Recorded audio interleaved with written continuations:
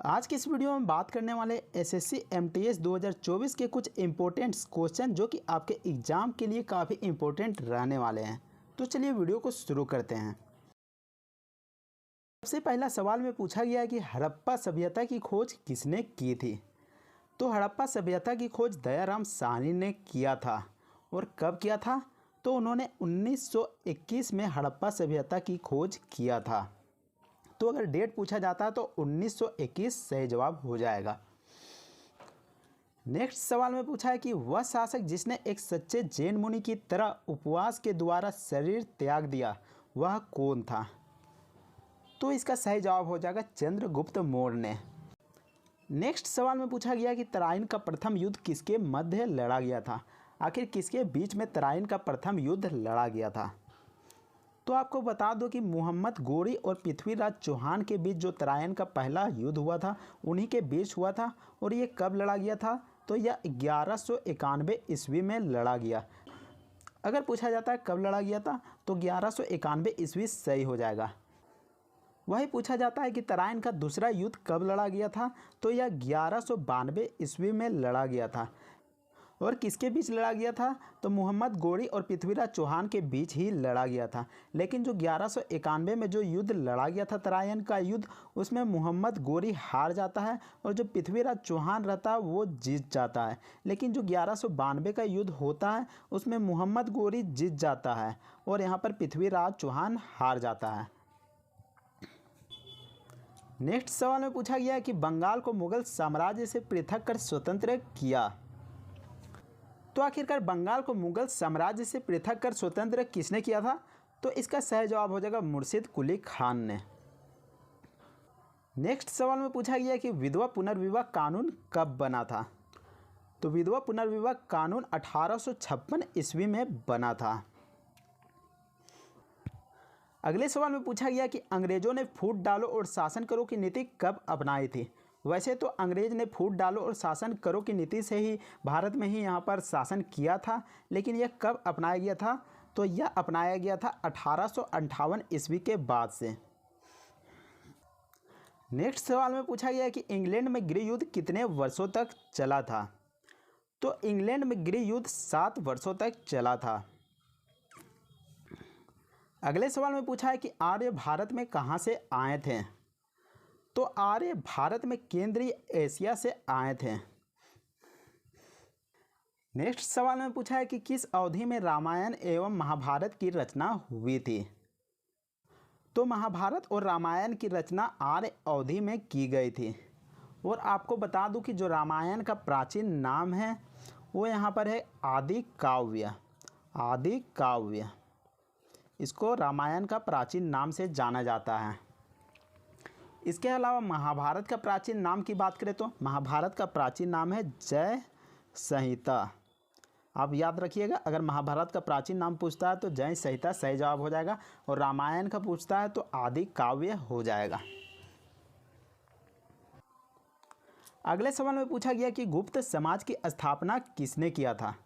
तो गुप्त समाज की स्थापना श्री गुप्त ने किया था।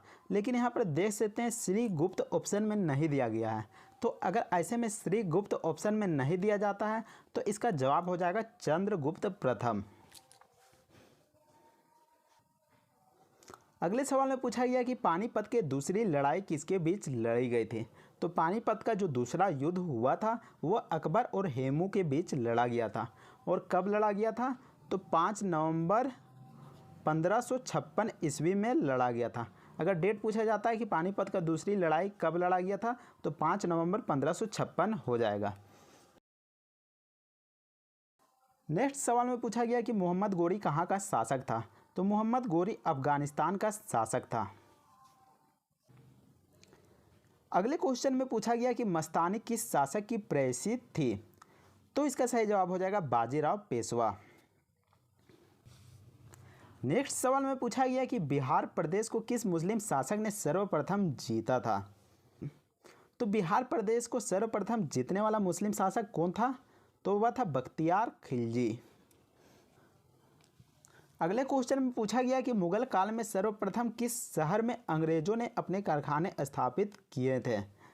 तो इसका सही जवाब होगा सूरत में मुगल साम्राज्य के दौरान अंग्रेजों ने सर्वप्रथम कारखाने स्थापित किए थे। नेक्स्ट सवाल में पूछा गया कि राज्यपाल की नियुक्ति किसके द्वारा किया जाता है। तो राज्यपाल की नियुक्ति राष्ट्रपति के द्वारा किया जाता है। अब सवाल उठता है कि राज्यपाल जो है वो किस अनुच्छेद के तहत आता है, यानी कि हर शहर में एक राज्यपाल होगा, किस आर्टिकल के तहत आता है। तो आपको बता दूं कि आर्टिकल जो 153 है उसमें कहा गया है कि हर राज्य के लिए एक राज्यपाल होगा। तो ऐसे में पूछा जाएगा कि राज्यपाल किस आर्टिकल के तहत आता है, किस अनुच्छेद के तहत आता है। तो आपका सही जवाब हो जाएगा आर्टिकल 153। अगर किसी क्वेश्चन में पूछा जाता है कि राज्यपाल अपना त्यागपत्र किसको देता है, तो त्यागपत्र वह राष्ट्रपति को देता है। इसके अलावा राज्यपाल की नियुक्ति की उम्र की बात की जाए तो उम्र यहाँ पर 35 वर्ष रखा गया है। और यहाँ पर रिटायरमेंट की बात की जाए तो रिटायरमेंट यहाँ पर मैक्सिमम कितना होगा, तो यहाँ पर लिमिट यहाँ पर नहीं है, तो यहाँ पर नो लिमिट हो जाएगा, यानी कि वह कितने भी साल तक वह अपने पद पर रह सकता है। इसके अलावा ये भी सवाल पूछता है कि राज्यपाल को शपथ कौन दिलाता है। तो आपको बता दूं कि जो सुप्रीम कोर्ट का जो मुख्य न्यायाधीश होता है वह राज्यपाल को शपथ दिलाता है। तो इस सवाल में पूछा गया कि राज्यपाल की नियुक्ति किसके द्वारा किया जाता है। तो राष्ट्रपति के द्वारा राज्यपाल की नियुक्ति किया जाता है। अगले सवाल में पूछा गया कि दूसरा गोलमेज सम्मेलन कब हुआ था। तो जो दूसरा गोलमेज सम्मेलन हुआ था वह 1931 में हुआ था। और कहाँ पर हुआ था, तो यह लंदन में हुआ था। तो अगर पूछा जाता है कि दूसरा गोलमेज सम्मेलन कहाँ हुआ था, तो यह लंदन में हुआ था। यह आपका सही जवाब हो जाएगा। नेक्स्ट सवाल में पूछा गया कि मानस बाग अभयारण्य कहाँ है। तो जो मानस बाग अभयारण्य है वो असम में स्थित है। नेक्स्ट सवाल में पूछा गया कि विश्व पर्यावरण दिवस दुनिया भर में हर साल कब मनाया जाता है। तो जो विश्व पर्यावरण दिवस है वह 5 जून को मनाया जाता है। अगले क्वेश्चन में पूछा गया है कि 1 दिसंबर को दुनिया भर में कौन सा दिवस मनाया जाता है। तो 1 दिसंबर को विश्व एड्स दिवस के रूप में मनाया जाता है। अगले क्वेश्चन में पूछा गया कि नीली क्रांति मुख्य रूप से किस उत्पाद का उत्पादन बढ़ाने पर केंद्रित है। तो नीली क्रांति है वह मछली से जुड़ा हुआ है। इसके अलावा अगर श्वेत क्रांति पूछा जाता है तो वो यहाँ पर दूध हो जाएगा। इसके अलावा अगर पूछा जाता है सिल्वर क्रांति तो इसमें आपका अंडा हो जाएगा, अंडा हो जाएगा। इसके अलावा मुर्गी पालन हो जाएगा। किसके अंदर हो जाएगा, सिल्वर क्रांति के अंदर। इसके अलावा अगर पीली क्रांति पूछा जाता है तो इसके अंदर तिलहन हो जाएगा, तिलहन। इसके अलावा अगर हरी क्रांति पूछा जाता है तो इसके अंदर गेहूं और चावल आ जाएगा।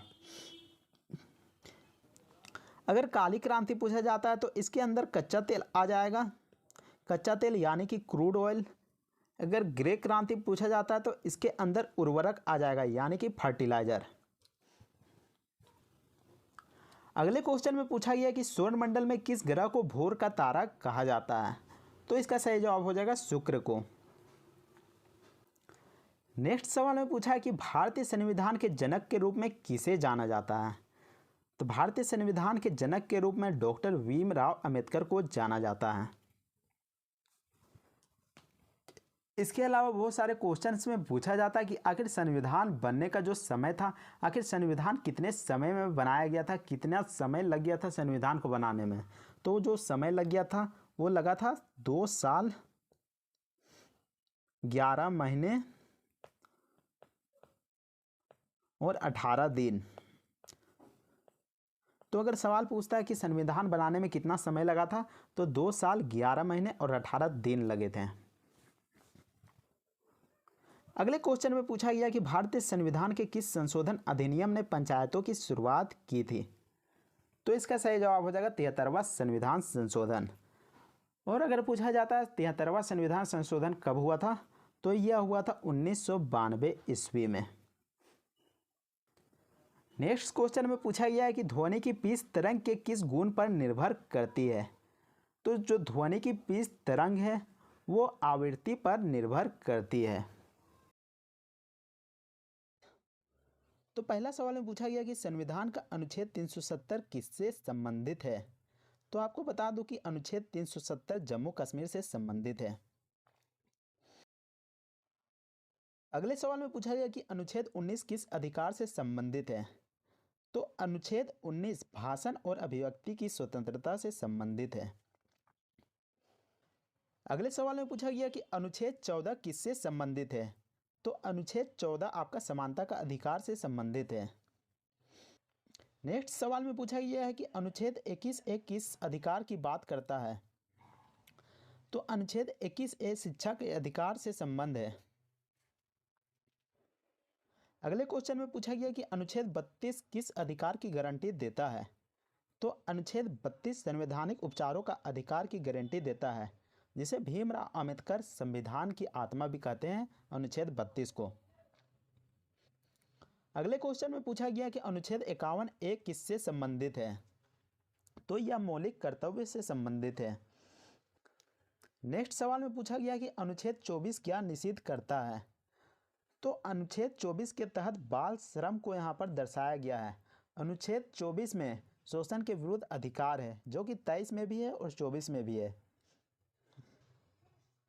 अगले सवाल में पूछा गया कि संविधान का अनुच्छेद 356 किससे संबंधित है। तो यह आपका राष्ट्रपति शासन से संबंध है। नेक्स्ट सवाल में पूछा गया कि अनुच्छेद 243 किससे संबंधित है। तो अनुच्छेद 243 पंचायत व्यवस्था से संबंधित है। नेक्स्ट सवाल में पूछा है कि अनुच्छेद 17 किसको समाप्त करता है। तो यह छुआछूत को समाप्त करता है। आपको बता दूं कि अनुच्छेद 17 में अस्पृश्यता का अंत है, जिसको छुआछूत का अंत भी कहते हैं। तो आपका सही जवाब हो जाएगा छुआछूत। अगले सवाल में पूछा है कि अनुच्छेद 21 किस अधिकार से संबंधित है। तो अनुच्छेद 21 जीवन का अधिकार से संबंधित है। अगर देश में कोई आपातकाल भी लग जाता है तो जीवन का अधिकार कभी नहीं खत्म किया जा सकता है, यानी कि जो अनुच्छेद 21 है उसको यहाँ पर समाप्त नहीं किया जा सकता है। अगले सवाल में पूछा है कि अनुच्छेद 29 किससे संबंधित है। तो अनुच्छेद 29 सांस्कृतिक अधिकार से संबंध है। अगले सवाल में पूछा है कि अनुच्छेद 19 पहला का एक किस अधिकार की गारंटी देता है। तो यह अभिव्यक्ति की स्वतंत्रता की गारंटी देता है, यानी कि प्रेस की स्वतंत्रता। नेक्स्ट सवाल में पूछा है कि संविधान का अनुच्छेद 368 किससे संबंधित है। तो अनुच्छेद 368 संविधान संशोधन से संबंधित है।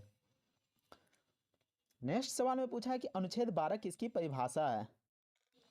तो अनुच्छेद 12 राज्य की परिभाषा है। सबसे पहला सवाल में पूछा गया है कि भांगड़ा किस राज्य का लोक नृत्य है। तो भांगड़ा जो है वो पंजाब का लोक नृत्य है। अगले सवाल में पूछा गया है कि गरबा किस राज्य का प्रसिद्ध लोक नृत्य है। तो गरबा किस राज्य का लोक नृत्य है। तो यह गुजरात राज्य का है। नेक्स्ट सवाल में पूछा गया है कि घूमर किस राज्य का लोक नृत्य है। तो घूमर है वो राजस्थान का लोक नृत्य है। नेक्स्ट सवाल में पूछा गया है कि लावनी नृत्य किस राज्य से संबंधित है। तो लावनी नृत्य महाराष्ट्र राज्य से संबंधित है। नेक्स्ट सवाल में पूछा है कि सत्रिया किस राज्य का शास्त्रीय और लोक नृत्य है। तो यह असम राज्य का शास्त्रीय और लोक नृत्य दोनों है। अगले सवाल में पूछा है कि कथकली नृत्य किस राज्य से उत्पन्न हुआ है। तो यह केरल राज्य से उत्पन्न हुआ है। अगले सवाल में पूछा है कि यक्षगान किस राज्य का नाट्य कला नृत्य है। तो यह कर्नाटक राज्य का नाट्य कला नृत्य है। अगले सवाल में पूछा है कि पंडवानी किस राज्य का नृत्य रूप है। तो पंडवानी जो है वो छत्तीसगढ़ राज्य का एक नृत्य रूप है। अगले सवाल में पूछा है कि किस घराने की गायकी में आलाप प्रमुख है। तो इसका जवाब है किराना। नेक्स्ट सवाल में पूछा है कि जयपुर घराने की प्रमुख गायकी शैली क्या है। तो इसका जवाब हो जाएगा बोलतान। नेक्स्ट सवाल में पूछा गया कि लखनऊ घराना किस नृत्य शैली से संबंधित है। तो जो लखनऊ घराना है वो कथक नृत्य शैली से संबंधित है। नेक्स्ट सवाल में पूछा है कि किस घराने का ख्याल गायन में योगदान महत्वपूर्ण है। तो इसका जवाब हो जाएगा ग्वालियर घराने का। अगले सवाल में पूछा है कि पटियाला घराना शैली की गायकी के लिए प्रसिद्ध है। तो इसका जवाब हो जाएगा ठुमरी। अगले सवाल में पूछा है कि किराना घराने के प्रमुख गायक कौन थे। तो किराने घराने का प्रमुख गायक भीमसेन जोशी थे। अगले सवाल में पूछा है कि आगरा घराने के गायक किस शैली के लिए प्रसिद्ध है। तो आगरा घराने के गायक ख्याल शैली के लिए प्रसिद्ध है। इस सवाल में पूछा गया है कि जमीन से जमीन पर मार करने वाली बैलिस्टिक मिसाइल कौन सी है। तो जो सही जवाब हो जाएगा वो पृथ्वी। अगले सवाल में पूछा गया है कि कैथी पैसिफिक एवरेज किस देश की विमान सेवा है। तो इसका सही जवाब हो जाएगा हांगकांग। नेक्स्ट सवाल में पूछा गया कि विश्व प्रेस स्वतंत्रता दिवस कब मनाया जाता है। तो यह आपका 3 मई को मनाया जाता है। नेक्स्ट क्वेश्चन में पूछा है कि भारत की संचित निधि किस अनुच्छेद से संबंधित है। तो आपका जो ये सही जवाब हो जाएगा 266 अनुच्छेद। नेक्स्ट सवाल में पूछा गया पर्यावरण शिक्षा केंद्र कहाँ पर स्थित है। तो यह आपका अहमदाबाद में स्थित है। नेक्स्ट क्वेश्चन में पूछा गया who lives if India dies किसका प्रसिद्ध नारा है। तो यह जो नारा है जवाहरलाल नेहरू का नारा है। नेक्स्ट क्वेश्चन में पूछा है कि लाओस की राजधानी क्या है। तो इसकी राजधानी वियंतियाने है। इस सवाल में पूछा है भीमा परियोजना किस नदी पर स्थित है। तो यह आपका पवना नदी पर स्थित है। नेक्स्ट सवाल में पूछा गया कि संविधान संशोधन की प्रक्रिया किस देश से ली गई है। तो संविधान संशोधन की प्रक्रिया दक्षिण अफ्रीका से लिया गया है। नेक्स्ट क्वेश्चन में पूछा गया कि गामा किरणों की खोज किस वैज्ञानिक ने की थी। तो गामा किरणों की खोज बेकुरल वैज्ञानिक ने की थी। इस सवाल में पूछा गया कि उच्च न्यायालय के मुख्य न्यायाधीश की नियुक्ति कौन करता है, यानी कि हाई कोर्ट का जज का। तो उसका नियुक्ति राष्ट्रपति के द्वारा किया जाता है। इस सवाल में पूछा गया कि मनसबदारी प्रणाली किसने आरंभ की थी। तो मनसबदारी प्रणाली अकबर ने शुरुआत किया था। इस सवाल में पूछा गया कि किस दिन अंतर्राष्ट्रीय अहिंसा दिवस के रूप में मनाया जाता है। तो अंतर्राष्ट्रीय अहिंसा दिवस 2 अक्टूबर को मनाया जाता है, जिस दिन गांधी जी का बर्थडे रहता है।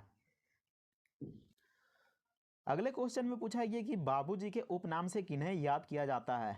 तो इसका सही जवाब हो जाएगा जगजीवन राम। यहाँ पर बाबूजी पूछा है तो आपको यहाँ पर ध्यान रखिएगा, अगर बापूजी पूछता है तो यहाँ पर महात्मा गांधी हो सकता था। इस सवाल में पूछा गया कि संविधान का कौन सा संशोधन राजनीतिक दल बदल से संबंधित है। तो आपका सही जवाब हो जाएगा 52वां संविधान संशोधन। इस सवाल में पूछा गया निम्नलिखित में कौन सा पंचायती राज से संबंधित है। तो इसका सही जवाब हो जाएगा बलवंत राय मेहता समिति। अगले सवाल में पूछा गया कि कौन विदेशी आक्रमणकारी कोहिनूर हीरा एवं मयूर सिंहासन को लूटकर अपने स्वदेश ले गया। तो इसका सही जवाब हो जाएगा नादिर शाह। नेक्स्ट क्वेश्चन में पूछा गया कि हाल ही में चर्चा में आए अंतिम पंगाल कौन से खेल से संबंधित है। तो ये कुश्ती से संबंधित है। नेक्स्ट क्वेश्चन में पूछा गया कि विशुद्ध रूप से संगमरमर का गुंबद इनमें से किस मुगल इमारत में सबसे पहले देखा गया। तो इसका सही जवाब हो जाएगा एतमादुल्ला का मकबरा में। नेक्स्ट क्वेश्चन में पूछा गया कि सांची का स्तूप किस शासक ने बनाया था। तो सांची का स्तूप अशोक ने बनवाया था। नेक्स्ट क्वेश्चन में पूछा गया कि डॉल्फिन रिसर्च सेंटर की स्थापना कहाँ की गई थी। तो डॉल्फिन रिसर्च सेंटर की स्थापना पटना में की गई थी।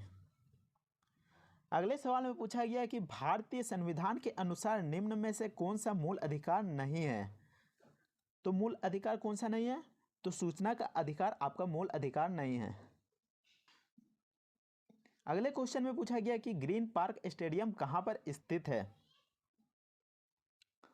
तो इसका सही जवाब हो जाएगा कानपुर में। अगले सवाल में पूछा गया कि भारत की संविधान सभा किसके प्रस्ताव पर बनाई गई थी। तो इसका सही जवाब हो जाएगा कैबिनेट मिशन। नेक्स्ट और अंतिम सवाल में पूछा गया कि नौजवान भारत सभा किसने स्थापित किया था। तो इसका सही जवाब हो जाएगा सरदार भगत सिंह। पहला सवाल में पूछा गया कि प्रसिद्ध पुस्तक the God of small things के लेखक कौन थे। तो the God of small things के लेखक अरुंधति रॉय थी। नेक्स्ट सवाल में पूछा गया कि किस भारतीय राज्य की सबसे लंबी तटरेखा है, यानी कि कौन सा ऐसा राज्य है जिसका जो तटरेखा वह सबसे लंबा है। तो इसका सही जवाब हो जाएगा गुजरात राज्य का। और कितना किलोमीटर तक फैला हुआ है तटरेखा, तो यह 1600 किलोमीटर तक फैला हुआ है। अगर क्वेश्चन पूछा जाता है कितना किलोमीटर तक तटरेखा फैला है गुजरात का, तो इसका जवाब हो जाएगा 1600 किलोमीटर। अगले सवाल में पूछा गया कि लखनऊ से 1857 के विद्रोह का नेता कौन था। तो आपको बता दूं कि 1857 में क्रांति हुआ था, जो कि चर्बी वाले कारतूस को लेकर यहाँ पर क्रांति किया गया था, जिसमें सैनिक ने यहाँ पर विद्रोह कर दिया था। होता यह था कि जो एनफील्ड राइफल जो होता था उसमें गोलियों को भरने से पहले दांतों से छीलना पड़ता था। ऐसे में जो गोलियां थी उसमें गाय और सूअर की जो चर्बी होती थी वो मिलाई जाती थी। ऐसे में जो मुसलमान और हिंदू थे उनका धर्म भ्रष्ट हो रहा था, क्योंकि जो गोलियां थी उसको यहाँ पर दांत से खोलना पड़ता था और तब जाके बंदूक में डालना पड़ता था और तब जाके गोलियां चलती थी। तो ऐसे में जो सैनिक थे 1857 में विद्रोह चालू कर दिया था। तो इस सवाल में पूछा गया कि लखनऊ से 1857 के विद्रोह का नेता या फिर 1857 का जो क्रांति हुआ था वह लखनऊ से कौन नेतृत्व कर रहा था। तो इसका सही जवाब हो जाएगा बेगम हजरत महल। अगले सवाल में पूछा है कि किस वायसराय को भारतीय रेलवे का जनक कहा जाता है। तो भारतीय रेलवे का जनक लॉर्ड डलहौजी को कहा जाता है। नेक्स्ट सवाल में पूछा है कि भारतीय रिजर्व बैंक के पहले भारतीय गवर्नर कौन थे। तो इसका सही जवाब हो जाएगा सीडी देशमुख। इसके अलावा अगर पूछा जाता है कि आरबीआई की स्थापना कब हुई थी, तो इसकी स्थापना 1 अप्रैल 1935 को किया गया था। और कहाँ किया गया था, तो यह कलकत्ता में किया गया था। तो अगर पूछा जाता है कब किया गया था, तो यह 1 अप्रैल 1935 को किया गया था। और कहाँ किया गया था, तो यह कलकत्ता में किया गया था। इसके अलावा अगर क्वेश्चन में पूछ दे कि भारतीय रिजर्व बैंक के वर्तमान में भारतीय गवर्नर कौन है, तो इसका जवाब हो जाएगा श्री शक्तिकांत दास। तो वर्तमान में अभी श्री शक्तिकांत दास जी हैं, जो कि भारतीय रिजर्व बैंक ऑफ इंडिया के गवर्नर हैं। अगर क्वेश्चन में पूछ दे कि आरबीआई का मुख्यालय कहाँ पर स्थित है, तो इसका जवाब हो जाएगा मुंबई। आपकी जानकारी के लिए बता दें कि 1937 तक पहले इसका मुख्यालय कलकत्ता में हुआ करता था, लेकिन बाद में 1937 के बाद इसे मुंबई स्थानांतरित कर दिया गया। अगले क्वेश्चन में पूछा गया कि सूर्य के प्रकाश के संपर्क में आने पर त्वचा द्वारा विटामिन का संश्लेषण होता है। तो कौन सा विटामिन का संश्लेषण होता है जब हम सूर्य के प्रकाश में जाते हैं तब? तो हमें विटामिन डी मिलता है। अगले क्वेश्चन में पूछा गया कि कौन सा बैक्टीरिया पेप्टिक अल्सर रोग से सबसे अधिक जुड़ा होता है। तो इसका सही जवाब हो जाएगा बेलिकोबैक्टर पाइलोरी।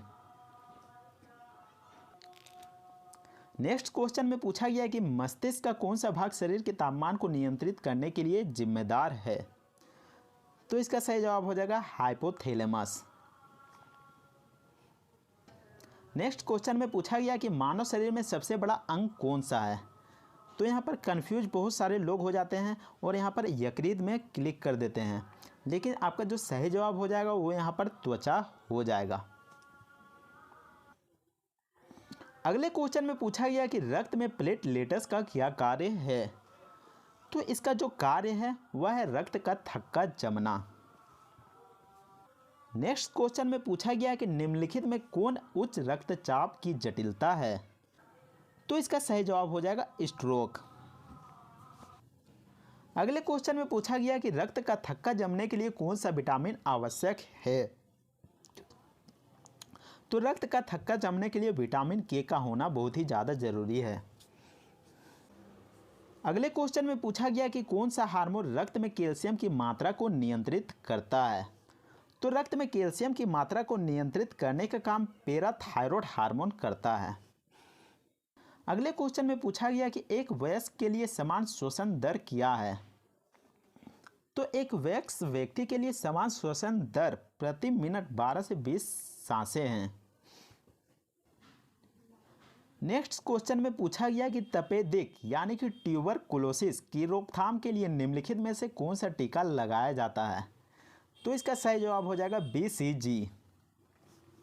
अगले क्वेश्चन में पूछा गया है कि COPD जिसका फुल फॉर्म होता है क्रोनिक ऑब्स्ट्रक्टिव पल्मोनरी डिजीज, तो इसका जो प्राथमिक कारण क्या है। तो इसका सही जवाब हो जाएगा धूम्रपान। नेक्स्ट क्वेश्चन में पूछा गया कि भारत में सबसे कम जनसंख्या वाला राज्य कौन सा है। तो सिक्किम राज्य ऐसा राज्य है जहां पर सबसे ज़्यादा कम जनसंख्या पाया जाता है। अगले क्वेश्चन में पूछा गया कि भारत का राष्ट्रगान जन गण मन मूल रूप से किस भाषा में लिखा गया था। तो यह बांग्ला भाषा में लिखा गया था। इसके अलावा किसने लिखा था। तो रविंद्रनाथ टैगोर ने लिखा था